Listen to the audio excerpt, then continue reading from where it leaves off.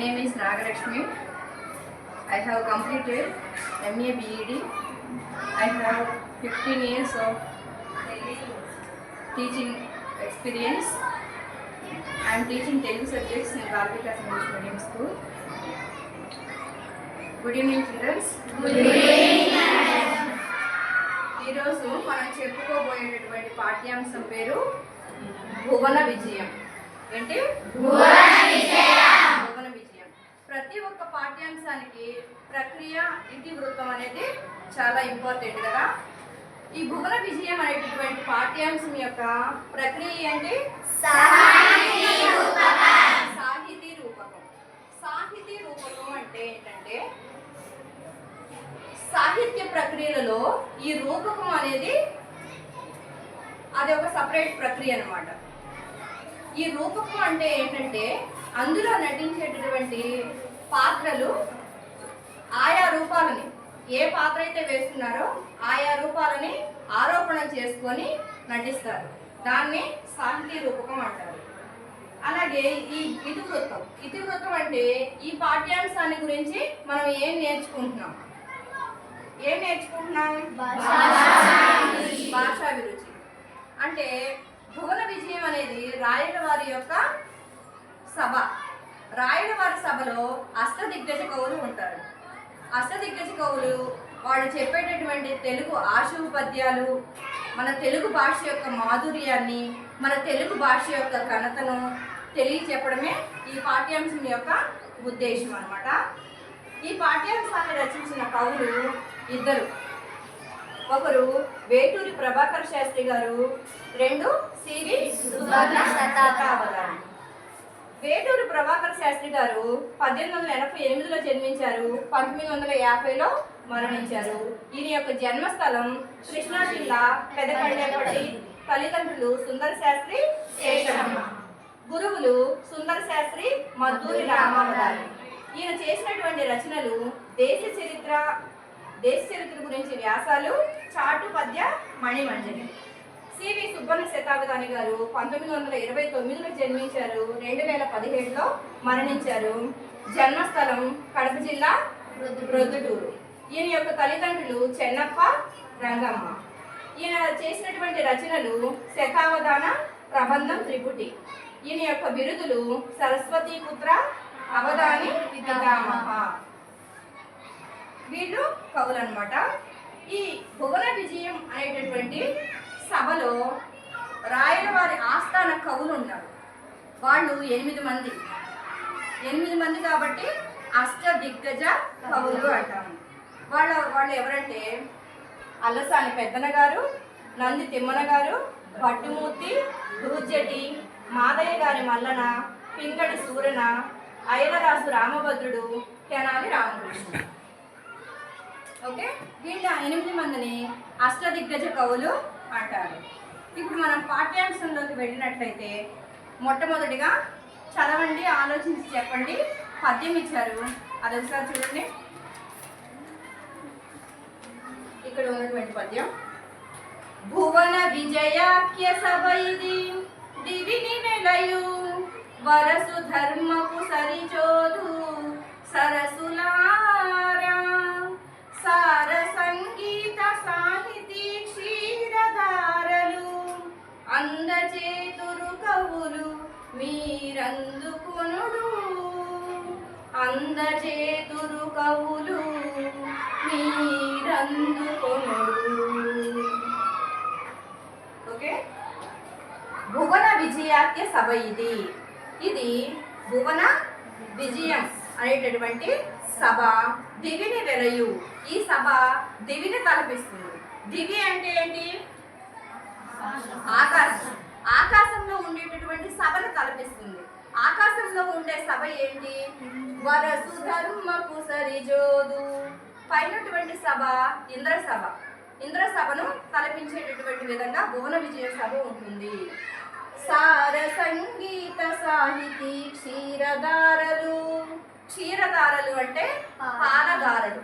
పాలధారలు అనేటటువంటి అమృతాన్ని కురిపించేటటువంటి సంగీత సాహితీ ప్రియులు మన అష్టదిగ్గజ కవులు ఉన్నారు.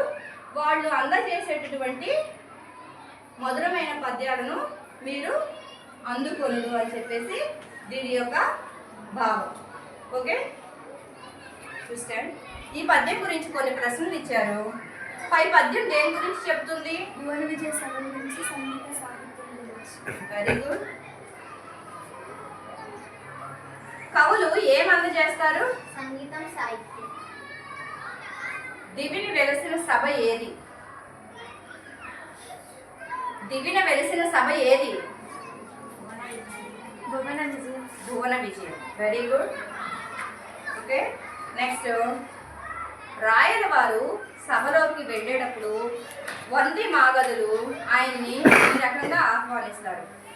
రాజాదిరాజ రాజమార్తాండ సాహితీ సమరాంగణ సార్వభౌమ శ్రీకృష్ణదేవరాయలు విచ్చేయుచున్నారహో అని అనగానే సభలో ఉన్నటువంటి అందరూ జానపదులు, పుర ప్రజలు అందరూ లెగిసి ఆయనకు వందనం చేస్తారు, అభివాదం చేస్తారు.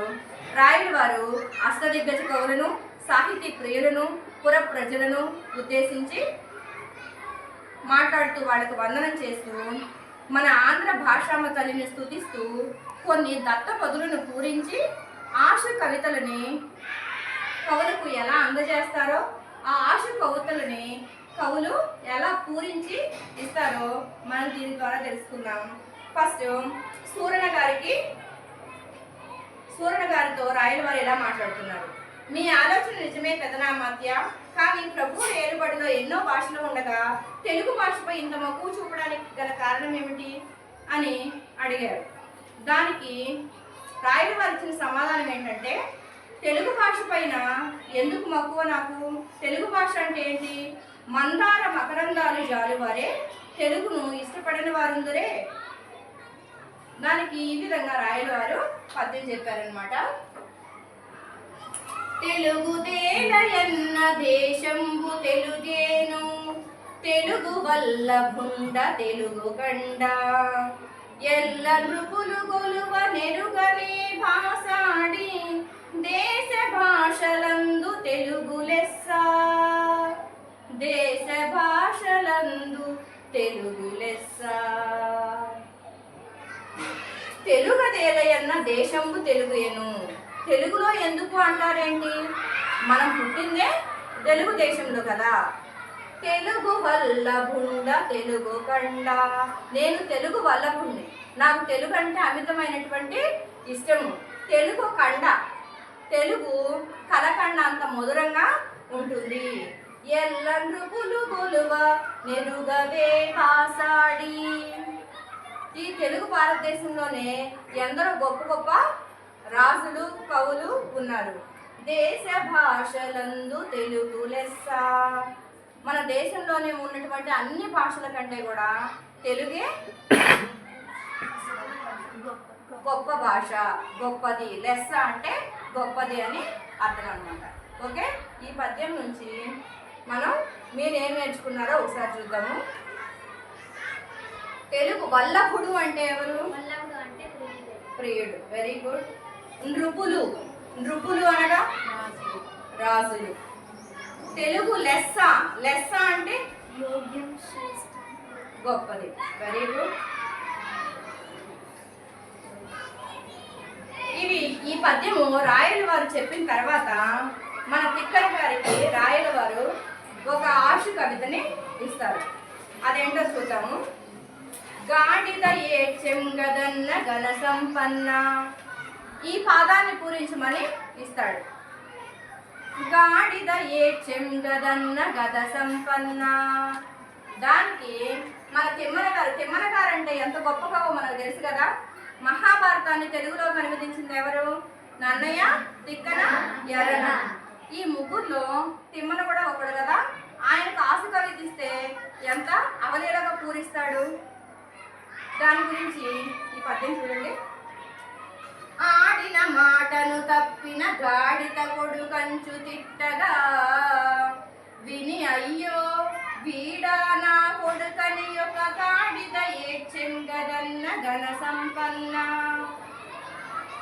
ఆడిన మాటను తప్పిన గాడిద కొడుకంచు తిట్టగా, విని అయ్యో వీడా నా కొడుకని ఒక గాడిద ఏడ్చెం గదన్న ఘన సంపన్న